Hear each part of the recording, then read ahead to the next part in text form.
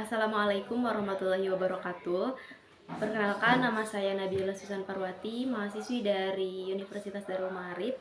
Di sini saya akan memenuhi tugas mata kuliah filsafat dengan mewawancarai salah satu ibu milenial tentang parenting. Nah, sebelum itu silakan perkenalan terlebih dahulu. Assalamualaikum warahmatullahi wabarakatuh. Perkenalkan, nama saya Asurasia. Alamatnya Desa Sukamaju, Kecamatan Masuki, Kabupaten Majalengka. Langsung saja ya. Apakah ibu tahu apa itu parenting? Parenting itu adalah pola asuh anak. Secara global, parenting adalah pola asuh anak. Apa yang menjadi sebab orang tua tidak dapat mendidik anaknya dengan baik? Sebabnya adalah karena sekarang itu sudah masanya gadget, jadi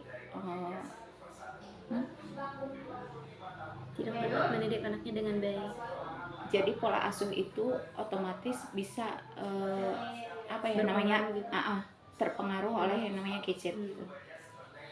Hal apa saja yang menjadi kendala orang tua dalam mendidik anak di zaman sekarang? Pertama, karena pergaulan. Kedua, sudah menyebarnya yang namanya gadget itu sangat menghambat sekali dalam parenting. Terus ketiga, kurangnya komunikasi yang intens antara ibu dan anak. Apakah ibu menyimak konten tentang tips mendidik anak di internet? Ya. Di mana? Ada di TikTok, ada di YouTube, di FB juga ada. Apakah ibu merasa perlu belajar lagi tentang parenting? Perlu sekali. Apakah ibu mengetahui aplikasi apa saja yang digunakan anak? Kebetulan karena saya ada 3 anak, jadi otomatis ketiga anak itu aplikasinya berbeda-beda. Kalau yang besar mungkin karena sekarang sudah SMA, bisa jadi semua aplikasi dia sudah punya, sudah membuka. Kalau yang kedua karena masih SD, dia hanya masuk di game. Terus kalau yang masih kecil paling YouTube. Apakah ibu memahami dampak gadget pada perkembangan anak? Untuk sekarang dampak gadget itu sangat besar sekali ya. Sangat banyak sekali dampak, lebih kepada negatifnya. Kalau saya lihat ke perubahan kita. Kenapa dibilang negatif? Kalau kita sekarang kurangnya pengawasan gitu, banyak sekali hal buruk yang terjadi akibat terlalu bebas bermain gadget. Apakah ibu tahu bahaya apa saja yang dapat terjadi kepada anak jika tidak memahami tentang privasi dan keamanan data anak? Bahayanya pertama, bisa di dalam pembelajaran itu kurangnya daya pikir, itu gadget itu bisa mempengaruhi. Terus kedua, dengan adanya gadget dia bisa mengenal orang asing tanpa sepengetahuan kita melalui aplikasi. Itu yang paling bahaya. Karena sekarang tidak kurang gitu kejadian yang namanya penculikan anak atau pelecehan seksual yang diakibatkan oleh dampak gadget. Apakah ibu mampu mengajarkan anak tentang keamanan online, privasi, dan mengenali bahaya di internet? Untuk sekarang ya sampai saat ini saya masih mampu. Apakah ibu mengetahui berapa jam rata-rata anak menatap layar HP? Kurang lebih 2 jam. Apakah ibu menerapkan aturan yang ketat terhadap penggunaan gadget bagi anak? Peraturannya tiap harinya itu maksimal 2 jam, kecuali hari libur, hari Minggu itu bisa lebih. Ada bonus. Ada bonusnya. Apakah ibu memilihkan konten tertentu untuk anak? Kalau memilih Kalau untuk yang besar ya saya tidak memilihkan, Mm-mm. cuman paling memantau. Iya. Tapi kalau untuk yang kecil, kita sebisa mungkin untuk memilihkan yang ada edukasinya. Apakah ibu sering berbincang dengan anak tentang konten yang ditonton anak? Sering, karena biasanya anak itu, apalagi kalau yang kecil, dia selalu akan bercerita ketika dia misalkan melihat konten yang dia lihat, yang baik itu yang lucu ataupun yang ada yang edukasinya, dia pasti akan bercerita dan bertanya. Apakah ibu menggunakan gadget untuk belajar bersama anak? Sesekali. Menggunakan gadget untuk belajar bersama tentang apa?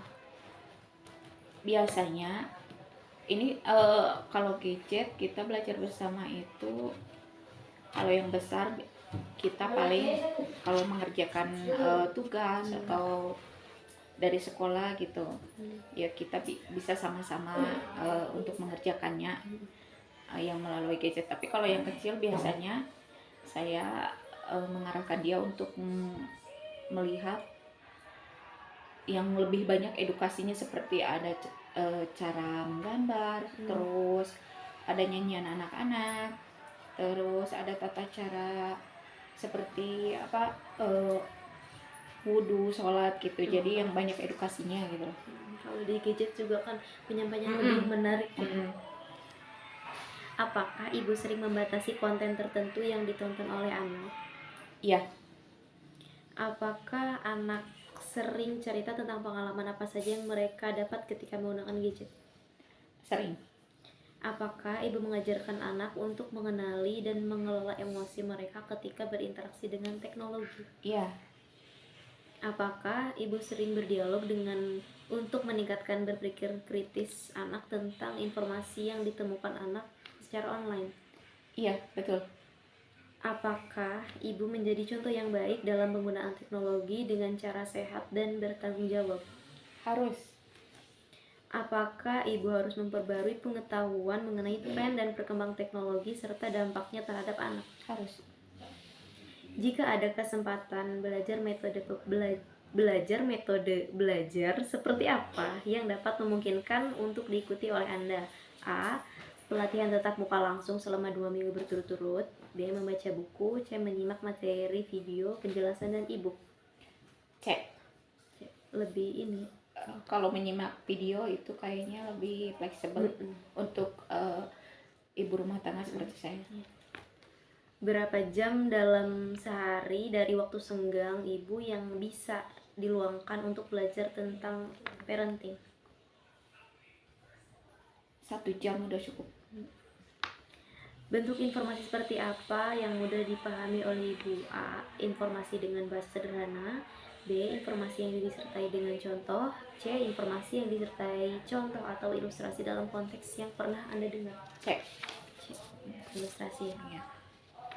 Apakah contoh dan ilustrasi dapat membuat Anda lebih mudah dalam memahami informasi? Ya, tentu. Apakah semua contoh yang tidak pernah ibu dengar dapat membantu ibu memahami sebuah informasi? Bisa diulang? Semua contoh yang tidak pernah didengar, apakah dapat membantu? Tidak. Apakah ibu pernah membaca informasi dalam bentuk poster atau gambar? Ya. Seberapa besar media tersebut dapat membantu ibu dalam memahami informasi? Sangat besar. Seberapa besar media video dapat membantu ibu memahami informasi? Sangat besar. Seberapa besar teks bacaan digital dapat membantu ibu dalam memahami informasi? Kalau teks digital saya kurang, dampaknya itu sangat kurang. Dari 3 media ini, media manakah yang paling membantu ibu dalam memahami informasi? Apakah media gambar, media teks digital, atau media video? Video. Okay. Lebih mudah untuk dipahami. Terima kasih. Sama-sama. Ibu telah meluangkan waktunya untuk saya wawancarai. Sekian saja. Wassalamualaikum warahmatullahi wabarakatuh. Waalaikumsalam warahmatullahi wabarakatuh.